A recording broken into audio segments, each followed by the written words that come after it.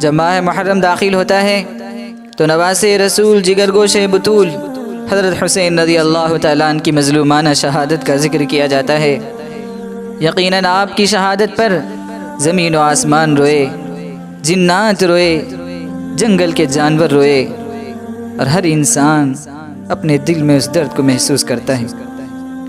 مختصر یہ کہ جب حضرت معاویہ رضی اللہ تعالیٰ عنہ کی وفات ہوئی تو یزید نے ظلم اور جبر و استبداد پر مبنی اپنی حکومت کا اعلان کر دیا اور مدینہ منورہ کے گورنر کو ایک مختصر حکم نامہ جاری کیا۔ کہا حضرت حسین اور ابن عمر اور ابن عباس رضی اللہ عنہم کو بیعت اور اطاعت پر مجبور کیا جائے۔ ابن عمر اور ابن عباس رضی اللہ عنہما نے تو تجدید بیعت کر لی، لیکن نواسے رسول نے مہلت مانگی تو 3 دن کی مہلت دی گئی۔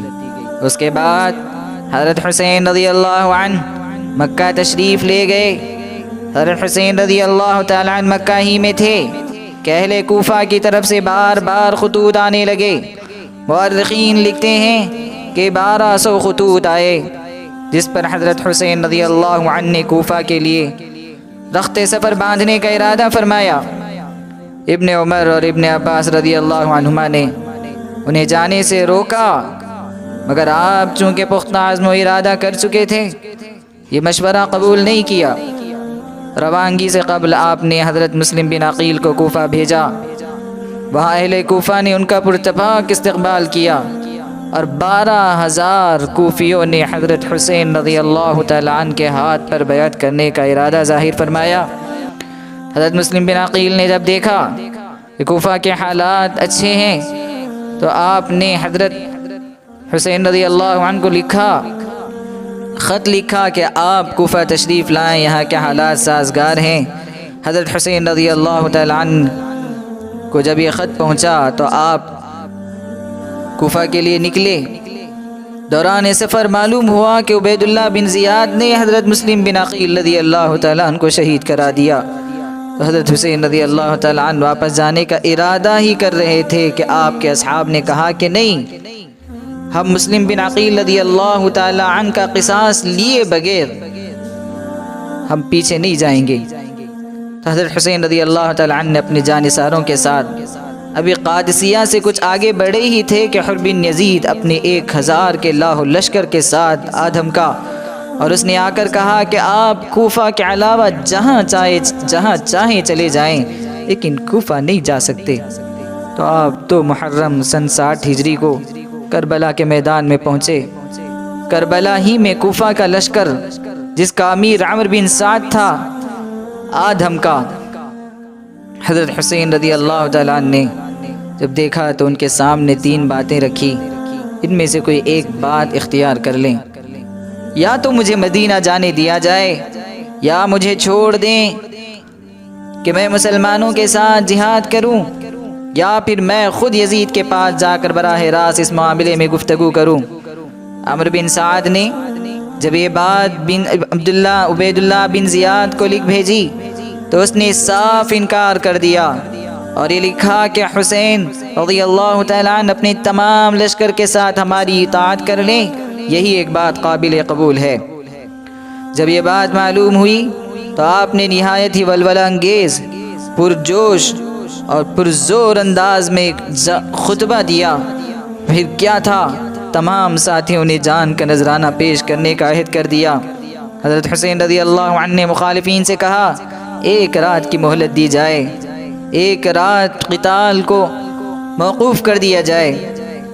تو حضرت حسین رضی اللہ تعالیٰ عنہ کی بات مانی گئی۔ اس رات حضرت حسین رضی اللہ عنہ اپنے تمام ساتھیوں کے ساتھ رب کے دربار میں مناجات کی، خوب گریہ وزاری کی، خوب توبہ استغفار کیا، خوب نمازیں پڑھیں۔ بالآخر 10 محرم کو حضرت حسین رضی اللہ عنہ اپنے 72 جانثاروں کی صفیں قائم فرمائی۔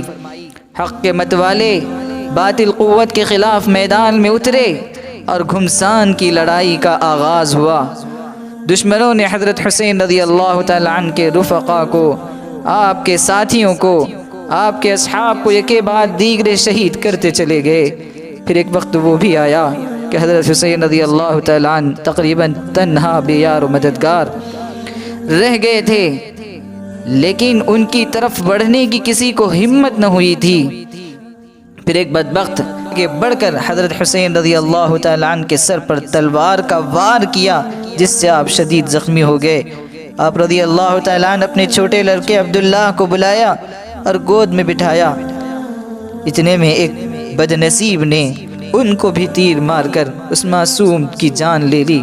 حضرت حسین رضی اللہ تعالیٰ عنہ نے اس معصوم کی جان کے خون کو اپنے ہاتھوں میں لے کر زمین پر بکھیر دیا اور کہا کہ یا اللہ تو ہی ان ظالموں سے ہمارا انتقام لینا۔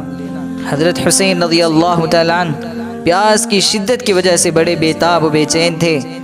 آپ نے دریائے فرات کا رخ کیا، ابھی قریب پہنچنے ہی والے تھے کہ حسین بن نمیر نے آپ کے منہ کی طرف تیر پھینکا، جو آ کر سیدھے منہ پہ لگا، جس سے منہ لہو لہان ہو گیا، خون جاری ہونے لگا۔